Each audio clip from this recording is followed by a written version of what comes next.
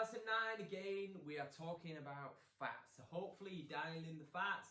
You're eating oils such as extra virgin, avocado, coconut and macadamia oil. They're the 3 oils that we covered in our last lesson. Just to recap, you're trying to consume some fat every day.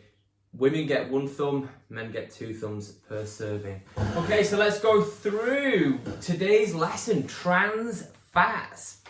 Trans fats are the worst fat of all the fats. So we spoke before, every day we want to get some polyunsaturated fatty acids, we want some monounsaturated and we want some saturated. And we want to avoid the trans fats. Trans fats are the worst fat of the fat bunch.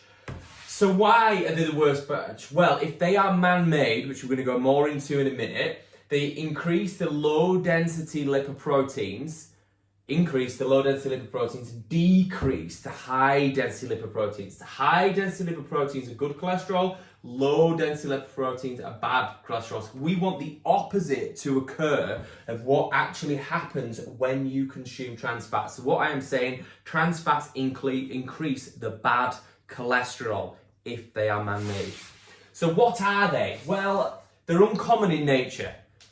They actually come in certain sources. If you're eating sort of dairy type, ruminant type animals like cow, sheep, goat, there is an element of trans fats within those animals. However, the naturally occurring trans fats in moderation have been shown not to cause any damage to a human being, and they're absolutely fine to have an element of those within your diet. However, the ones that have been messed around with, the artificial ones that we created, and we created these in the 1950s, or rather they became common in the 1950s, when we started industrially producing products and popping them on the shelves.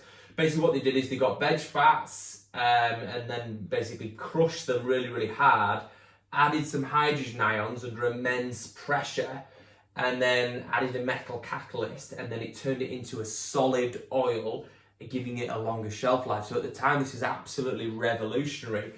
So common food sources back in the 1950s were things like margarine, any snack food, packaged food, and fast frying foods. So you think all of a sudden they've got these best befores that can last forever, so they can stay on the shelf for longer. Obviously that makes more money for the supermarket. It also as well allows us to feed people as well. Thinking about the 1950s, sort of post-war era, we're a fair bit post-war, but still, it's tough times. So allowing to be able to produce en masse and not have to rely on fresh produce that goes bad very, very quickly. No, healthy things do go bad very, very quickly. They all of a sudden thought they'd got it sussed. So natural sources of meat and dairy, basically, they do have some, as I already said, some trans fats in them, but don't worry about those, they're pretty good fats. The artificial trans fats are formed by injecting hydrogen ions under immense pressure, as I've already said, and a metal catalyst into vegetable oil, turning it into a solid and giving it a longer shelf life. Tip, good foods go bad quicker, which I've already just said, just to recap through. So how much trans fat is okay in your diet? How much is okay for me to eat? A little bit of packaged food, a little bit of Ben & Jerry's or whatever. There's 0 benefits to trans fats. So I'm going to give you the facts and you can make your own decision. 0 benefits whatsoever to eating trans fats. Elimination of it, according to the nutritionist, is good practice. So trying to get rid of trans fats. So for example, if you came to me and I said, right, I'm going to write you a meal plan, it's not going to contain any trans fats whatsoever in it, because it's just bad practice to put trans fats in somebody's diet. And if you eat cow, sheep or goat, you're consuming the naturally occurring trans fats, and as I've already said, it doesn't appear to be harmful in moderate amounts to human beings. We don't know too much about it, or rather I don't know too much about it, I'm sure somebody out there does.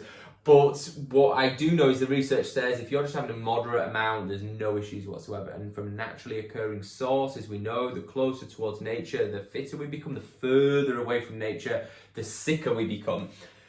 So when we're looking at trans fat, which is some dude injecting hydrogen ions under immense pressure with a metal catalyst, it sounds like Frankenstein's monsters. It's not something that the body is going to be able to deal with very, very well. So where are they? Where are the buggers? Where are these trans fat? Where do you guys even live? I don't want you in my life anymore. Snack foods, all the good stuff basically, all the stuff that you crave and want to eat, the comfort foods we all go to.